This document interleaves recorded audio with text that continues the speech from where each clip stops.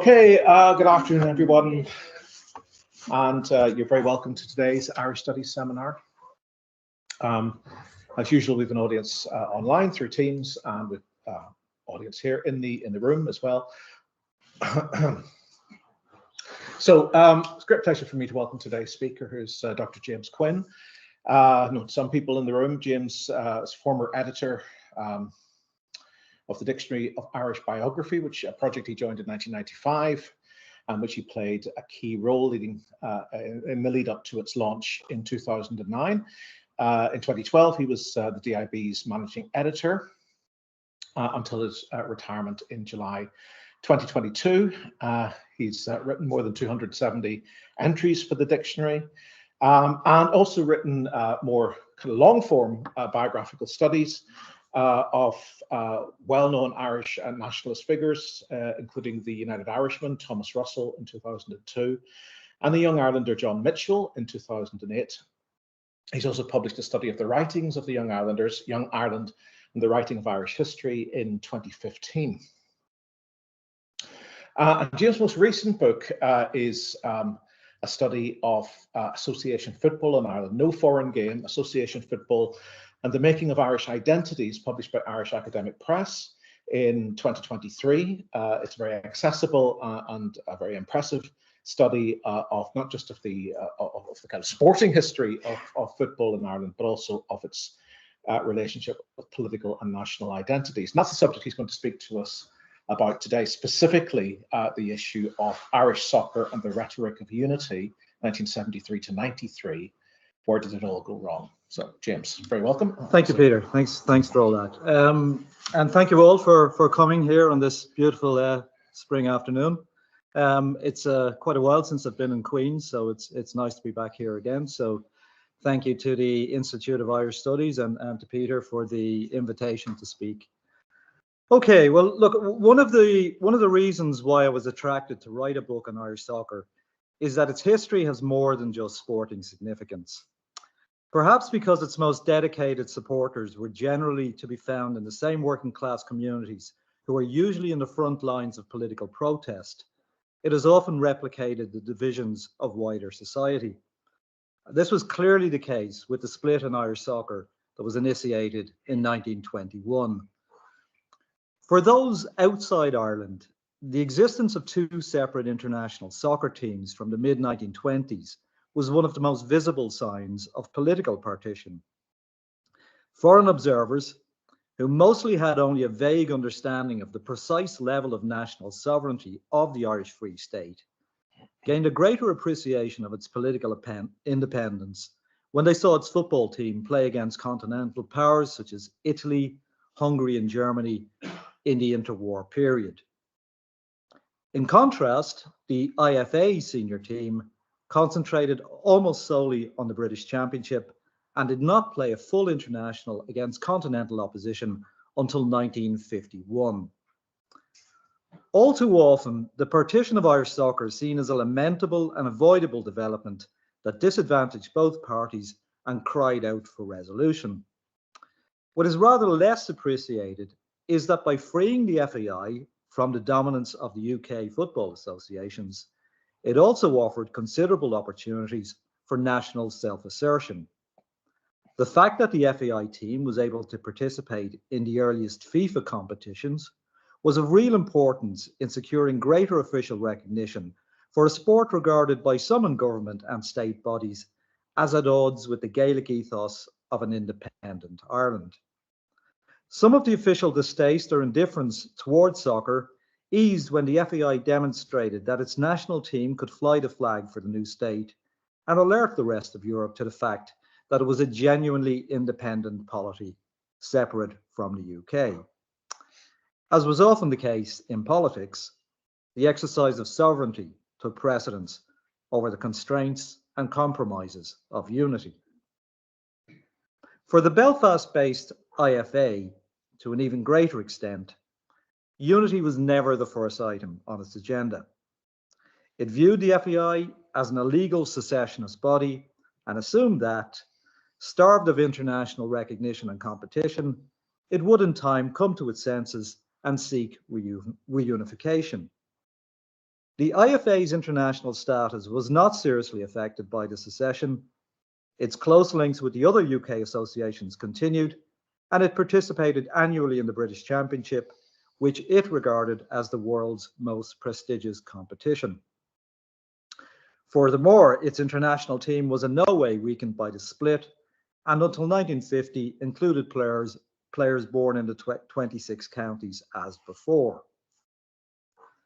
Now, given the mixed fortunes of both teams after 1950, it was not surprising that some players, supporters, and journalists argued that it made sense to combine the playing resources of two small countries who often struggled to compete at international level. Even when Northern Ireland qualified for the 1958 World Cup and reached the quarterfinals, some wondered just how far the team might have gone had they been able to call on talented FAI internationals such as Noel Cantwell, Charlie Hurley, and Dermot Curtis. Such calls continued throughout the 1960s and early 70s, when it often appeared that each team was short of 4 or 5 players of genuine international standard, and merging their resources would enable them to field a truly competitive international 11. Politics too played its part. Relations between North and South steadily improved throughout the 1960s, as Lemass and O'Neill had several cordial meetings in which they laid the foundations for future cooperation. These plans were, however, interrupted by the outbreak of widespread civil disorder in the late 1960s. As violence and the death toll mounted, some wondered if sport could make a greater contribution to easing tensions and antagonisms. Among them was Derek Dougan, by then a veteran Northern Ireland international and one of the leading personalities in the English game. Unlike most professional footballers, Dougan was not averse to speaking out on political and social issues and had several platforms to do so. He was a vocal chairman of the English Professional Footballers Association, a well-known pundit on ITV, and wrote several books scathingly critical of those who ran the game. He himself came from an East Belfast unionist background, but had observed how Irish professional footballers from North and South got on well together in England and believed that this goodwill could be harnessed.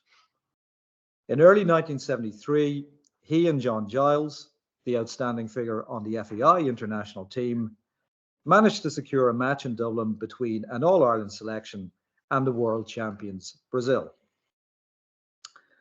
When Dougan sounded out official support for the match, he received a cool response from the influential IFA president, Harry Cavan, who, as a FIFA vice president, was one of the most powerful administrators in world football. A strong defender of the IFA's autonomy, Cavan was wary of any moves towards All-Ireland unity and neither publicly supported nor opposed the match. It also seems that the FAI, which had not been involved in organising the match, had its own reservations. Dougan and Giles nevertheless managed to put together an All-Ireland team to face Brazil at Lansdowne Road on 3rd of July 1973. Calling the team Ireland risked further complications, and instead it lined out in green and white hoops as a Shamrock Rovers 11 and adopted "A Nation Once Again" as its anthem. In an exciting game, televised live on RTE, the makeshift Irish team provided a stiff test for the Brazilians, losing 4-3 in front of an appreciative crowd of 34,000. Now, Irish sport has often been mocked for its readiness to clutch at moral victories, but there was something to celebrate here.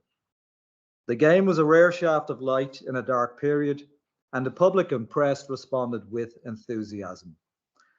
The Irish Times proclaimed "Brazilians rocked by United Irishmen." If a scratch 11 could put up such a strong performance against the world champions, it seemed obvious that an official All-Ireland team could do even better. Team manager Liam Toohey, a man not normally given to hyperbole, optimistically maintained that, quote, an All-Ireland team could take on any team in the world and beat them. On the northern side too, there was strong support. Goalkeeper Pat Jennings was convinced that a 32 county team was now a viable proposition that should be seriously pursued. Such euphoria and expectations prompted the two associations to discuss pooling their playing resources at conferences in 1973 and 1974. But there was, as we all know, rather little progress. By this time, they'd been separated for over half a century and had developed distinct structures, priorities, and identities. In retrospect, their discussions seem to have been largely a public relations exercise. By the mid-70s, most IFA officials saw the border as a bulwark rather than a barrier, and were determined to maintain their autonomy in football, as in politics.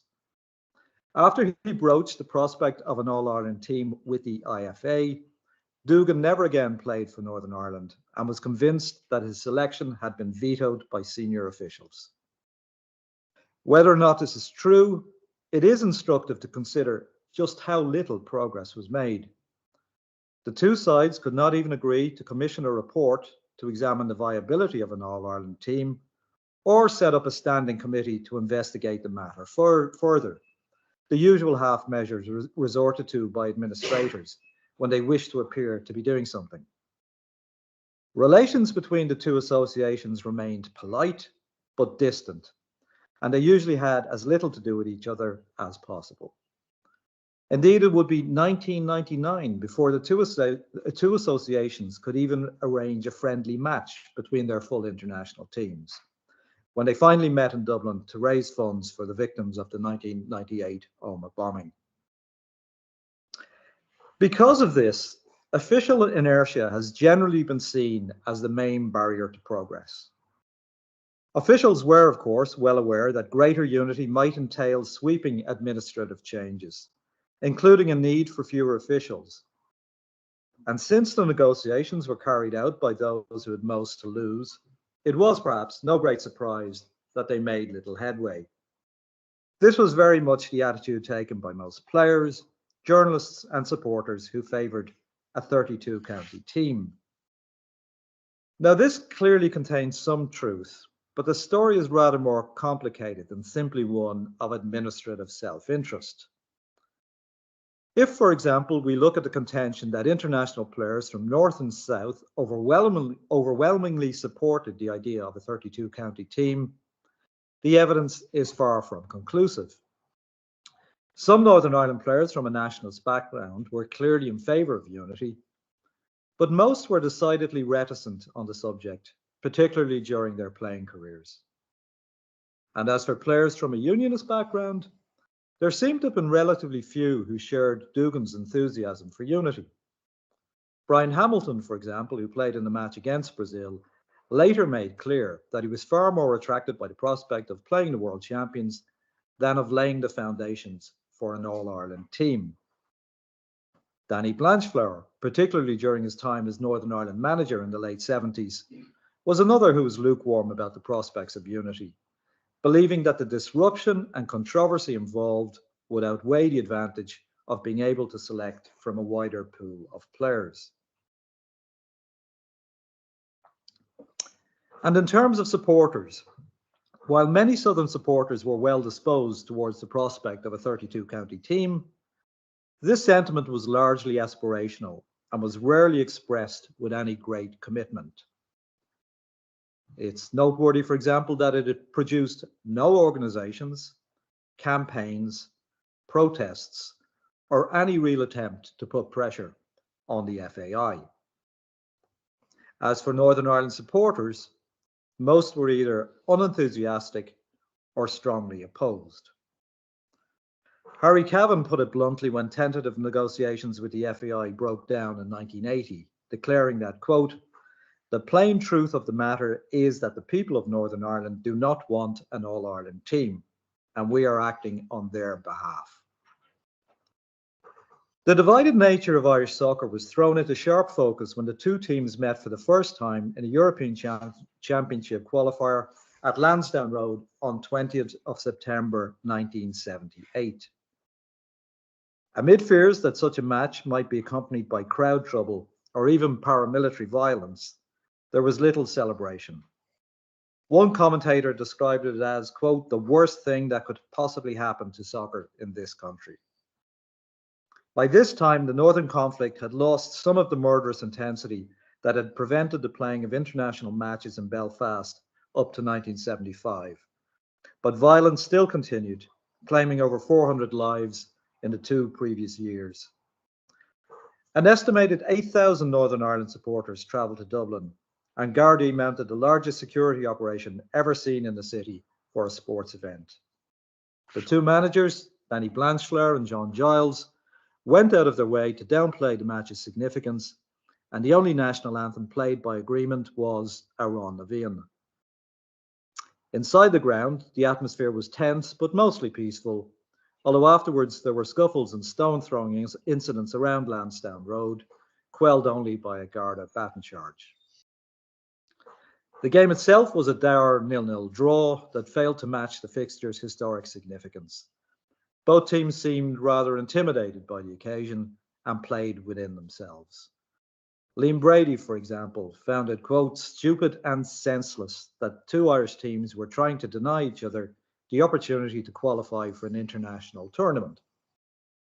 At the time, he was playing for Arsenal, a team that regularly featured 6 Irishmen, 3 from the north and 3 from the south, and insisted that if they could play together effectively and harmoniously for their club, there was no reason why they could not do so for their country. Now, of the 2 main arguments made for a united team, one was symbolic and the other was practical. The symbolic argument was that the political differences between Irishmen could be eased by fielding a team that represented the entire island. This was an argument never likely to cut much ice with Unionists, who had little interest in cross-border symbols of unity or saw them as the thin end of the United Ireland wedge. The practical argument was perhaps more promising. By pooling their resources, these 2 small, underachieving soccer nations would produce a stronger team that could qualify more readily for international tournaments and give both sets of supporters something to cheer about.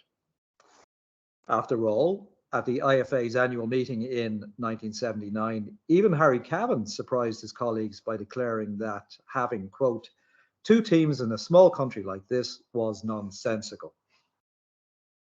In the right circumstances, i.e. the continued underperformance of both teams, the practical argument might have gained some support, but it was soon to be overtaken by events.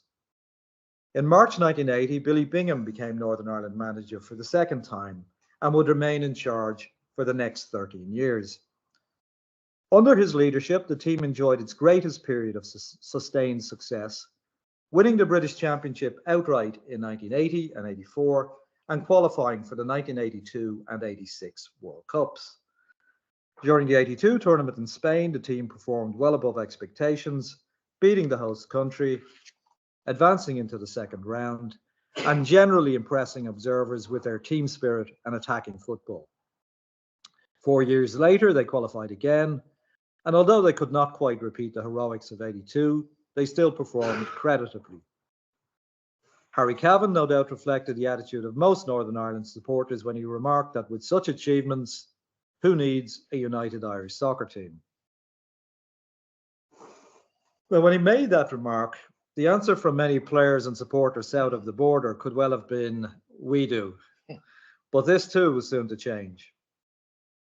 Under the management of Jack Charlton, the Republic qualified for the 1988 European Championship, where it performed above expectations and came within a whisker of making the semi-finals.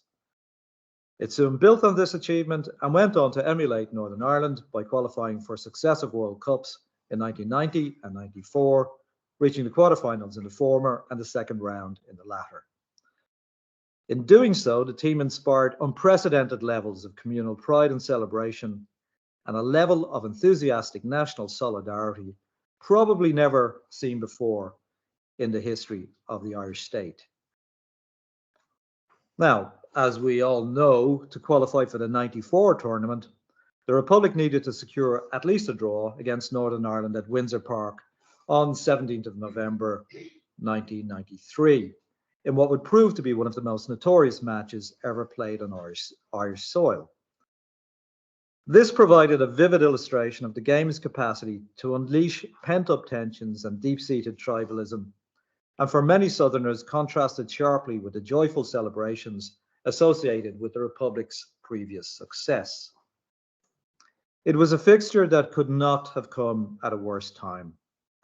Peace negotiations by John Hume, Gerry Adams, and the British and Irish governments were moving towards a conclusion, aggravating long-standing unionist fears that the British government might abandon them. While the negotiations proceeded, so too did the violence. The year had already seen dozens of killings when on Saturday, 23rd of October, the IRA exploded a bomb at a fish shop on the Shankill Road and killed 10 people. A week later, members of the loyalist Ulster Freedom Fighters entered the Rising Sun bar in Grey Steel and sprayed it with gunfire, killing 8 customers. Although the sporting context bears no comparison to such atrocities, it too added to the edge. By November '93, Northern Ireland had no chance of reaching the World Cup, but knew that victory over their neighbours would prevent them from doing so. Never before in all their previous meetings had the teams played for such high stakes. They had met earlier in Dublin in March '93 in a one-sided game which the Republic won 3-0. This had passed off peacefully, but as their team coasted to an easy victory, the chant of "There's only one team in Ireland" by the Republic supporters had rankled with their opponents, who eagerly awaited the return. Billy Bingham made little secret of the fact that he'd been hurt by the defeat, boldly stating, "I want revenge for it," and stoking tensions by describing the Republic's team as full of mercenaries. With this confluence of political and sporting tensions, a pre-match FAI report predicted that the Republic, quote, "may expect a hostile reception," and the association declined to take up its ticket allocation and advised supporters not to travel. The match attracted an attendance of 10,000 supporters, policed by about 1,000 RUC officers. Long before kickoff, sectarian songs and chants echoed around Windsor Park, including some that mocked the victims of the Grey Steel shootings, and Bingham was seen to whip up an already partisan crowd. The game itself was played in a tense and antagonistic atmosphere, with all of the Republic's players roundly abused. Even though the game ended in a draw that allowed the Republic to equal Northern Ireland's achievement and qualify for successive World Cups, celebrations were muted. The Republic's players and few supporters present were taken aback at the level of hostility experienced. The Irish News described it as, quote, "a night of shame for Irish soccer," while another paper reported that the game, quote, "laid bare for 90 minutes or so the horrible undercurrents of poisonous sectarian emotions that have been tearing at Northern Ireland for generations." It was a deeply depressing night for most Irish soccer supporters and is generally remembered as the nadir in sporting relations between North and South. However, I think it would be a mistake to see it as defining the complex relationship that existed between the two Irish football communities for over 70 years. Throughout that time, their attitudes to each other had often been ambivalent, mutable, and contradictory, and even at times reasonably friendly. The intensity of the bigotry expressed on that November night was very much of its own time and place, stoked by a combustible mixture of sporting rivalry, ethno-sectarian animosity, and fearful political uncertainty.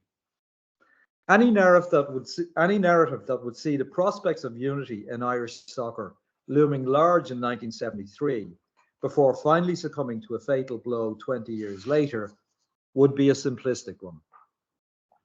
Rather, I think it's the case that both the optimism of 1973 and the disillusionment of 1993 owed more to ephemeral emotion than to hard fact.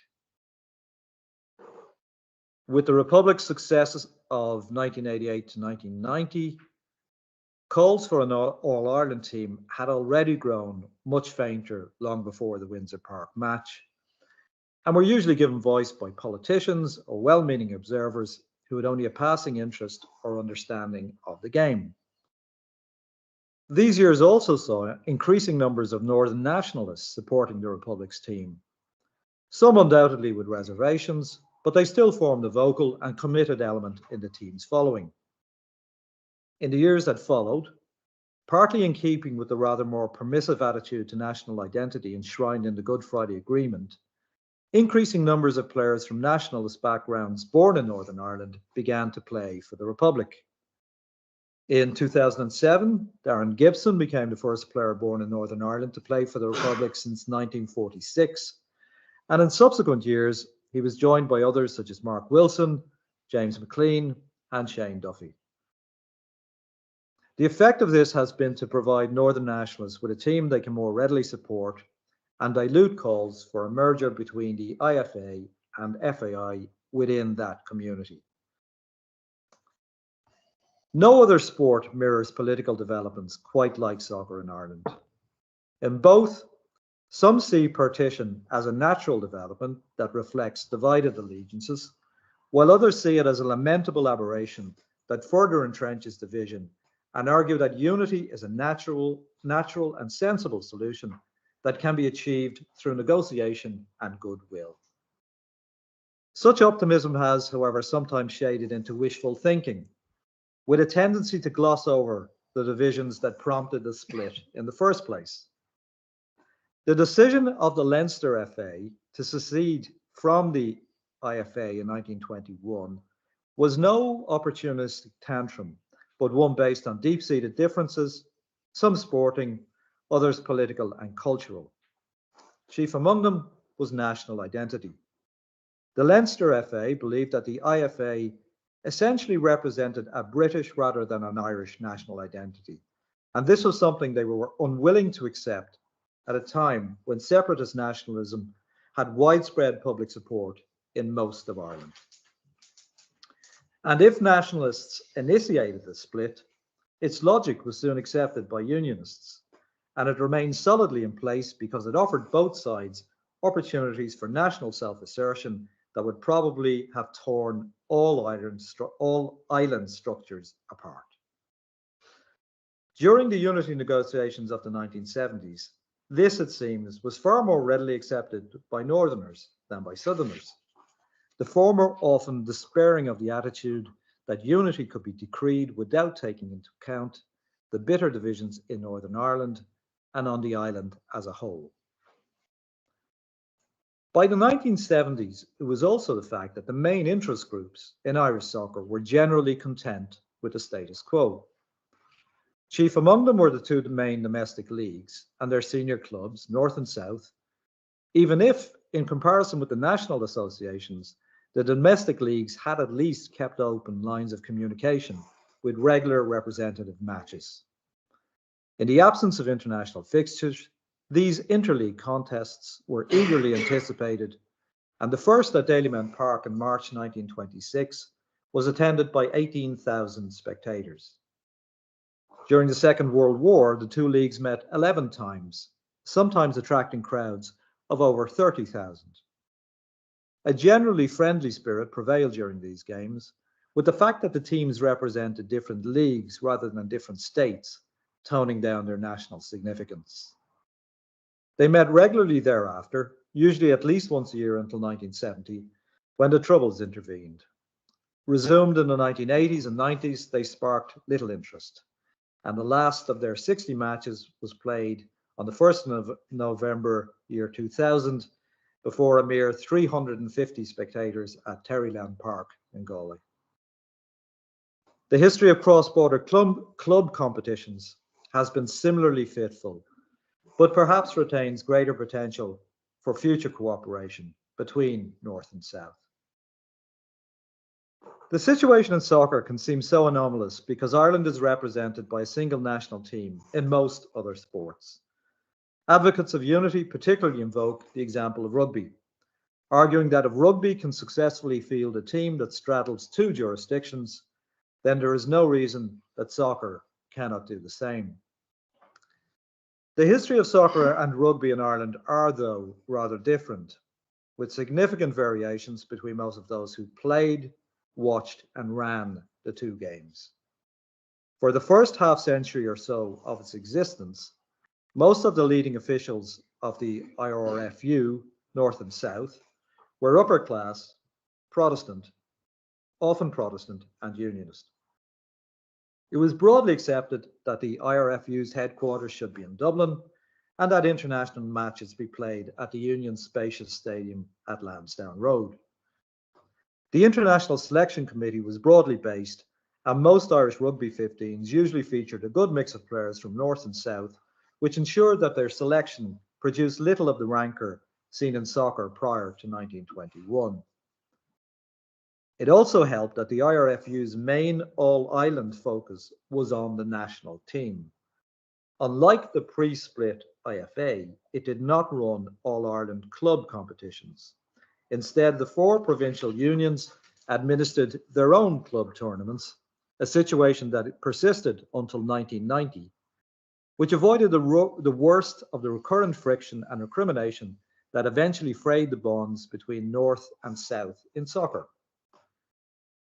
There were, of course, occasional differences of opinion among those who administered rugby, but these differences were usually resolved by like-minded men who shared many of the same sporting, social, and cultural values. There was little such fellow feeling in soccer, whose history was replete with many examples of discord and even violence. During the Home Rule crisis of 1912-14, the serious crowd trouble, including the discharging of firearms, seen in Belfast at matches between clubs with unionist and nationalist followings, was unthinkable in rugby, or indeed in any other sport. Regular disputes aggravated the administrative and geographic tensions caused by the location of soccer's headquarters outside the capital, an arrangement unique in Irish sport. Southerners claimed that they were discriminated against in terms of selection for the national team and the allocation of international fixtures to Dublin. In the club game too, a series of administrative disputes in which the IFA clearly favoured northern clubs brought matters to a head in 1921. While the partition of the island set in motion by the Government of Ireland Act was not the direct cause of the split between the Dublin and Belfast football authorities, and I think Cormac Moore has made that very clear in his book, it nonetheless clearly influenced it, providing the aggrieved Leinster FA with an example and opportunity to resolve its fractious sporting relationship with Belfast. This ensured that there was always a political as well as a sporting background to the split, and that would make it all the more intractable. Initially, as we saw, the violence of the Troubles provided some impetus for moves towards unity, but its continuation for over a quarter century in Northern Ireland tended to reinforce sectarian polarisation and stoke further opposition to an All-Ireland team. While the 1998 Belfast Agreement sought to provide a basis for political cooperation, it reflected the uneasy compromises and entrenched differences of Northern society, rather than any newfound unity. Trust between political opponents remained in short supply, and cooperation was fitful and easily derailed. And I probably could have used the present tense there, is fitful and easily derailed. Working class Protestants in particular believed that they were steadily losing ground to nationalists and felt increasingly alienated. In an uncertain political landscape, supporting a Northern Ireland football team whose symbols and culture reflected a solely British identity was of central importance to those who wished to maintain Northern Ireland's autonomy. And celebration of the team's achievements as a doughty underdog featured widely on murals and in other representations of Protestant unionist culture. Well, as for the future, creating an All-Ireland team without committed support from followers of both current teams would invite a whole new range of problems. Even if the likely difficulties over contested symbols such as flags and anthems could be overcome, and it should be borne in mind that these symbols are invested in a sporting context with an even greater emotional charge than usual, it is likely that fault lines would remain and come strongly to the fore if the team's fortunes suffered. It is worth remembering that selecting a team from both sides of the border was never a guarantee of success.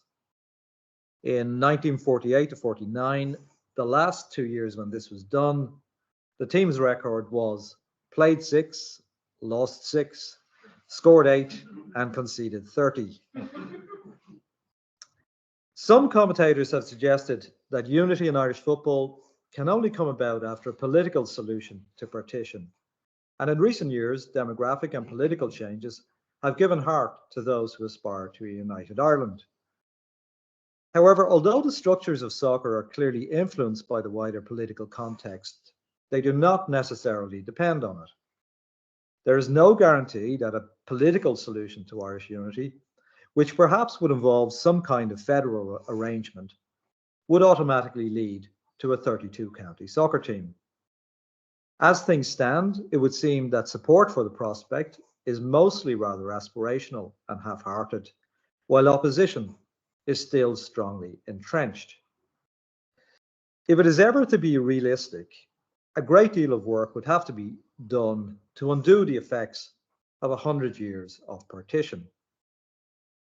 During the 1940s, players such as Jackie Carey and Con Martin were sometimes criticised in the South for being mercenary or unpatriotic in turning out for the IFA team.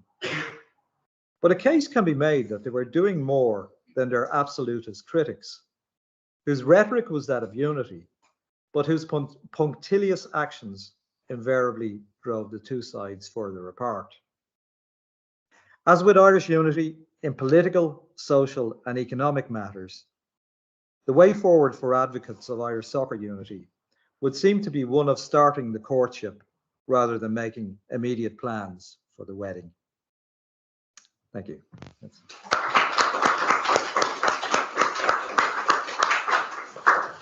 James, thank you very much. So time for questions. So we take questions obviously from the room, also people online. If you want to ask a question, just raise your hand digitally or type a question into the chat box, and Luke will alert us to that. So let's open it up to the room first. Who'd like to ask the first question? Eamon. I mean, you used the word mercenary twice, or you quoted it and used twice. Yeah. What always seems to be an odd term to use in relationship to soccer, because one of the distinctions between it and the other major sporting associations is professionalism. Yeah. Which in its turn is tied to that class issue that you touched on. Yeah. I wondered if you want to say something a bit more about that. Yeah, I mean, Jackie Curry certainly gave his justification for appearing for Northern Ireland as saying that soccer was his profession, and he would take any opportunity to exercise his profession, and no one would stand in the way. I think there was more to it than that. I think particularly he and Martin were doing their best to keep lines of communication open. They were personally very friendly with a lot of the Northern Ireland players and officials, and they did so. But yeah, I mean, I think it can be. It's a ready jibe, isn't it? When people, you know, and let's be honest, criticism in soccer is not always fair. I mean, so yeah, it's a curious one, and yeah, I think that the most notorious example though is when Billy Bingham used it in '93, and which I think did stoke tension somewhat. Let's not exaggerate it, but somewhat, and perhaps doesn't actually appreciate, because it was something I appreciated in writing the book, just how much it meant to so many players from an Irish background to play for, particularly for the Republic, because that was obviously much more, had a far greater representation of English-born players. And I think it very much shows that, you know, nationality has an ethnic as well as a territorial dimension, that so many people were brought up in Irish communities in England, feel a strong attachment. So I think that was one of the things I would have appreciated much more in the research I did for the book. Yeah. The focus here is obviously mostly on the senior men's team, Mm. and I'm just wondering, do we see different things at different levels? Say, for example, was there ever a suggestion of an All-Ireland Olympic team under the Olympic Council of Ireland, or were we just maybe not good enough to even consider that? But I suppose the other one is the women's team, which has grown a lot, and towards the end of last year, we had the Republic women's team played in Windsor Park. Yeah. The Caron O'Vean was played. If you noticed on the train, Windsor Park hasn't fallen down as a result.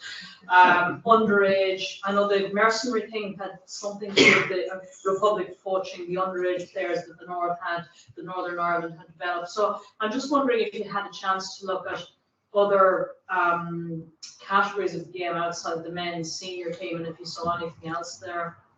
Yeah, I mean, I just say the talk was very much based on the men's senior team. Information on the other areas is I picked that, I think, because it's the most symbolic. You know, it's the one that I think grabs people in the gut in a way. Now, I think that's going to happen in the women's game. It's already happening in the women's game. But in a way, the templates are set really in the 70s, 80s, when international women's football is still grossly underfunded and basically rarely features in the media and so on. I was actually thinking of the mention of the Olympic team. I think is an interesting one. I was actually thinking of that as I was making my way here. That if the IFA and FA wanted to tentatively proceed, that putting together maybe an All-Ireland Olympic team from the Irish League and the League of Ireland might be a way of doing that,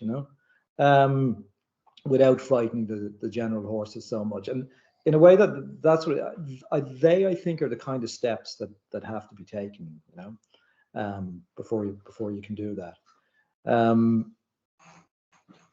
And that step-by-step approach, I think, will probably promise more than, because with the senior men international teams, there's so much baggage and history there, and it's almost with them that's trying to do the most difficult thing first. And so I think some of the points you make there about the Olympic team. The current state of finance and administration in the FAI isn't helping anything either. No, but it's probably it's on the front page of the newspaper. It's not good news. Yeah, and I mean they had an almost existential crisis a few years back. So if you're an IFA official, you're sitting back with your arms folded and saying, "We'll wait till that works out," So I mean, look, the barriers to football unity in this country are immense. When you have two organizations that have been apart for over 100 years, you get that degree of administrative inertia anyway. They are immense. That's why I think that your point about the Olympic team is well made. They're the kind of small steps that maybe they should be looking at. James? Just wondering, it's very interesting point about obviously national allegiance, as you say, is key to this issue. Just wonder how you react to the idea that actually ownership of a sense of Irishness paradoxically helps solidify the division of football in this island. That the northern team is actually surrounded by Irish iconography. Danny Blanchard managed the team that he still called Ireland in the late 70s. Whilst actually previously an advocate for a UK team and thought about unifying different administrations or different jurisdictions. So just wondering how you think Irish identity fits into the survival of this division. Yeah, I mean, the naming thing is really, really interesting in that people with a generally unionist outlook call their team Ireland until about the 1970s, when the 32 county implications of that start dawning on people, and you get the team being called Northern Ireland. And again, it's symbols though are what you make of them, aren't they? The color green in and of itself doesn't necessarily have to have a massive massive significance. It's what you make of that colour green, you know. And I think I made the point in the talk that, you know, unionism mightn't have initiated the split, but it accepted its logic pretty quickly. And it accepted its logic because it got most of the things it wanted. So it had the attachment to, you know, still the Celtic Cross badge, the Ireland team wearing green shirts. And so it got everything it wanted out of that. So in a way, it could almost diffuse those kind of symbols because they served their own purpose, you know. Jim, Great. Wondered more about the interaction between the international game and the club game. You did raise that. You know, one example sprung to mind when you were talking of Linfield and Dock in '79. Yeah. Of course, followed on the murder of Mountbatten. Happenings at the time. And from what you were saying, that maybe was a key juncture. And it would seem that perhaps opinion in the South cooled somewhat, given all the mayhem that surrounded that fixture. Yeah. And then in contrast, I suppose you've got the peace process, post-peace process context of the Setanta Cup later on, which seemed to be played in a very good spirit. Linfield again went down to Dublin for the final, no trouble or very little. So maybe this interaction that, you know, a more key aspect to it than perhaps you suggest. Yeah, I actually was going to add something more on the clubs, but I didn't want to get the level of detail in the talk too granular or whatever. Yeah, there's promise there, but at the same time, All Ireland tournaments have come to an end because of crowd trouble as well. And teams tend to lose interest in them after about 3 or 4 years as well. They tend to start off where everyone's a bit curious to see how they're going to measure up, and then they fall away. And yeah, isn't it the main one now would be the Unite, the one promoted by the Unite trade union, where they have the league leaders play each other, you know. But I mean, even those games, they've been, you know, there are banners there to, you know, celebrate the difference, you know. And I think it was Dundalk and Linfield met in match, and so they celebrated the difference by trading sectarian chants and things like that. So you can't become too starry-eyed about it. But again, if we're going to look at baby steps and taking steps, I think that's the way forward, you know, through the club game. Maybe uniting the two leagues under a federal structure or something like that. I think that's much more promising than, if you, as I say, going for the great prize of getting the two international teams together. The calendars there are a problem because the League of Ireland is a summer game, and the Irish League. Absolutely, There's discussions here to move to summer game as well. That was always an issue with the Setanta Cup, that the League of Ireland teams would be primed. And I think the Northern teams weren't doing as well in it, and same with the European stuff. So I mean, you'd have to even agree on a calendar first. You would, but it's not entirely impossible, you know. It's you know, and I suppose the domestic game seems to be on a bit of an upward curve anyway. So maybe that's just in comparison to the perhaps so, but it seems to be on an upward curve, and I think when it is on an upward curve and standards are improving, then people are more inclined to maybe attend matches between cross-border clubs and see how they measure up against each other and so on, you know. Yes, question in the back. I was going to ask, this is kind of bringing things up to the present day, but as we see more young players, male and female, kind of getting into the senior international setup, that, you know, those players are maybe born after the Good Friday Agreement. Conor Bradley, who's from the Nationals background, playing for Northern Ireland. You know, do you think that as identity kind of shifts up here, and we have maybe more people from kind of, you know, different backgrounds and maybe more middle ground kind of merging in Northern Irish politics, do you think that could kind of impact attitudes towards what team people from here would choose to represent? Do you think maybe we might see more people from sort of a more nationalist background, or at least go back to the current generations? Do you think we'll see more people from those kind of backgrounds maybe just saying, well, I'll play for Northern Ireland because it's close, proximity, it's practical? Do you think we'll see maybe a bit of a shift in that? And is someone like Conor Bradley just maybe start that? Yeah, I mean, well, players from a nationalist background have always played for Northern Ireland, and often, a lot of them are very proud of it. They're not just doing it because it's, the option available. A lot. So, Conor Bradley is not entirely breaking new ground that way. But no, I think what you say, with so many players who've been born after Good Friday Agreement, I mean, a lot of what they'd be hearing here, I could imagine them just rolling their eyes and thinking, that's all history, and we've no interest in that at all. And I was looking at this even in the book and so on. Say, we all know the growth in the Northern Irish identity that is seen as the hybrid between, you don't declare fully for Irish, you don't declare British, you declare your allegiance to this patch of land. And I was thinking that, I mean, that's a possibility for a much greater upsurge in support for the Northern Ireland team. And I suppose the challenge there would be that the Northern Ireland team is then probably going to come up with symbols that reflect a Northern Ireland identity rather than a British identity. And again, the symbols are the worst part of it, because you can't start on negotiation with the symbols because they carry the greatest emotional charge and so on.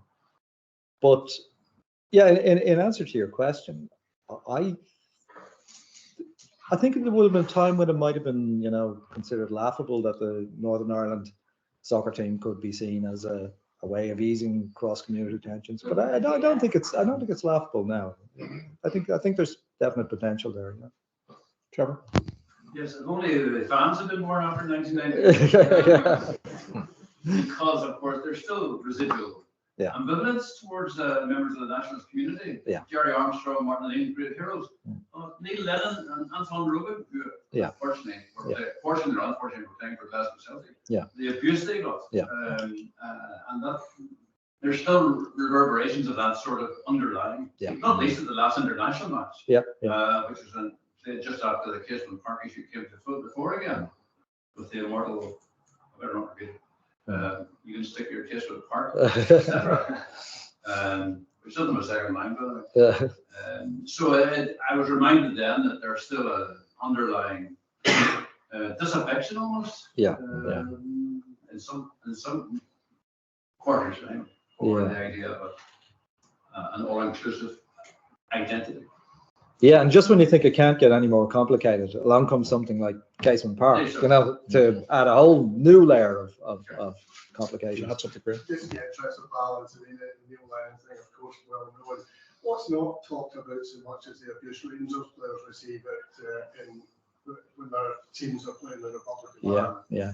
There's a whole list of that. Yeah, no, absolutely. And someone like Pat Fenlon, when he played for Linfield, and he said, he was very cordially received at Linfield, but every time he went back to Dublin, he'd be roundly abused. So it cuts both ways. Question back. How much the impact do you reckon player part will have on the possible countries? And I mean by that, we've seen Darren and Reece playing games for the Republic, but then because of his ambition to be a word star, England, and even Liverpool had a current under 16 player or not called, I think it's something Doherty anyway, and he goes from there, and he says, considering he's now 4 years in England, playing for Liverpool Academy, he may choose to play for England. So if they all players start going for an ambition to play for the countries more likely to win a World Cup, how impact will that have? Yeah, I mean, I don't see anything shameful in that. As a professional footballer, you want to play at the top level, and let's be honest, if most players had the choice between playing for the current England team And teams. yeah, and you're able to do so. It's not a difficult choice, and particularly as a professional footballer. I mean, you made the point about mercenaries an easy job, but if you want to play at the top level, and Rice, seems to, and obviously Jack Grealish as well, yeah. Wasn't Grealish a very talented Gaelic footballer and so on, and but I look at it and I can't really blame them, Actually, Harry Kane wasn't Harry Kane eligible as well for the Republic, yeah. Yeah. Jude Bellingham, that's right. Hasn't he got an Irish passport now? That's right, yeah. Yeah, that's right. Yeah, God, if it was Jack's years now, you had the pick of these players now, and again, success attracts, doesn't it? So if you got a better team, you get better players. It seems to be the way it works.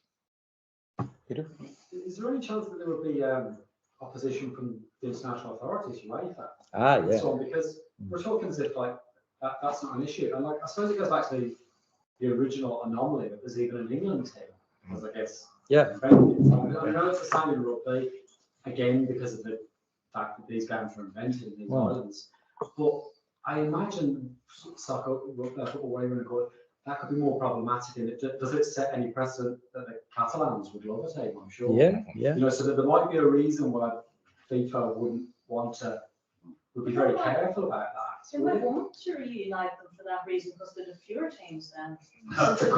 Since the breakup of Yugoslavia, the more teams than they can put together in the European. Yeah, and I'm sure money would be very decisive for FIFA. But you know what I'm saying is that very much, with the president's debates about Germany and those kind of things, because that was pretty significant. The fact that they won the World Cup immediately. I don't think there were any East German players. Yeah.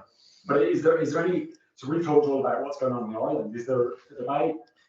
Yeah, you would. That's relevant. You would obviously have to make sure that your structures had the approval of FIFA. So therefore, if you go for an international team, could you have the strengthening of an international team and separate leagues playing in European competition, for example? I mean, the whole thing would be very fraught. I mean, it could probably be done. You might get a special dispensation or whatever, for the international team, but it would be immensely complicated, Yeah, it would be immensely complicated, yeah. That came up as a final point interest you if you're going to phone me at any point in the last state paper release. They released one on the potential move of Wimbledon to Northern Ireland in 1997-98.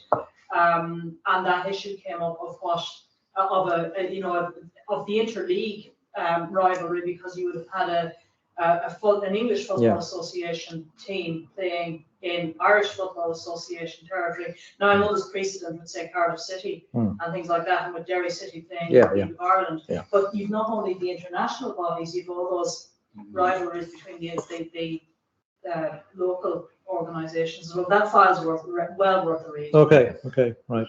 Yeah, keep my eye out for that too. Look, anything online? Two questions online. So first from Andrew Newby. It's a big question, but how do you see the Casement Park issue playing out when it comes to Good luck with that. Can I just say I don't know. I haven't a clue really. I would just be talking off the top of my head, just speculating. I really don't. Talk about an imbroglio. I don't know. I wish I could. Just reply fair enough. Okay. that's a wisdom of Solomon sort of question, really. Yeah. Well, I mean, even just the level of opposition in the south, where they see 50 million going to a stadium, and most League of Ireland clubs playing in absolutely appalling stadiums, and so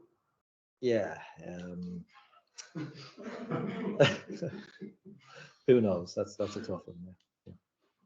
Yeah, and then we had another one from Neil Jago. Greatly enjoyed your book, James. Was the standoff between Derry City FC and the IFA over the Brandywell as a European Cup venue in 1965 of wider political significance?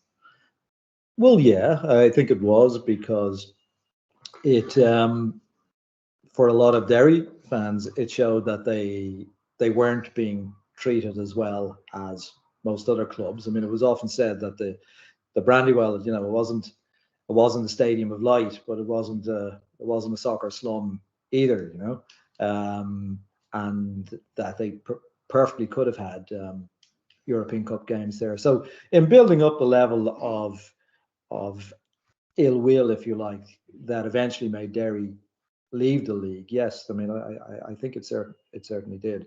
And again, the terrible memories of what happened to Belfast Celtic are always lurking in the background. So there was an idea, I suppose, among clubs with a largely nationalist following that they weren't getting a fair deal. Great. Any other questions? James? I was just going to say something optimistic, which is lovely. Kind of Euro 2016 in France is this kind of summer two sets of supporters who actually were trying to compete for who could be the most charming, and best behaved. You know, obviously we're still within the divided football islands. You know, that was there's an alternate future. Yeah, absolutely. I think that was cheering for everybody involved. You know. Yeah, and the way good behaviour has become such a central part almost of the identity of fans like the Irish and the Scots and so on. Yeah, that's an optimistic note, I think. Right. Thank you very much, everyone.